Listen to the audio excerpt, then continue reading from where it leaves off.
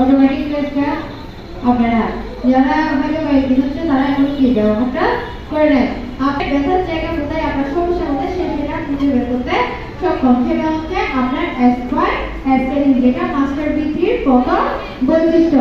তাহলে আপনার এই যে মাস্টার ডিগ্রির প্রথম বৈশিষ্ট্য যেটা রয়েছে S-স্কয়ার S-স্কেলিং। S-স্কেলিং অর্থ কি? S-স্কয়ার হচ্ছে মেরুদণ্ড, S-স্কেলিং হচ্ছে খোঁজা নির্ণয় করা।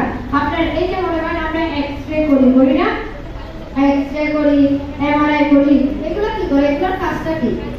এক্স-রে কাজ কি? আমাদের সমস্যা কোথায় সেটা খুঁজে বের করা, কিংবা এমআরআই হলো সেটারও কাজ কি? আপনার সমস্যা কোথায় সেটা খুঁজে বের করাই হচ্ছে এক্স-রে কিংবা এমআরআই মেশিনের কাজ। এটা না, এছাড়া কোনো কাজ আছে? আপনাকে কি ওষুধ দিতে হবে?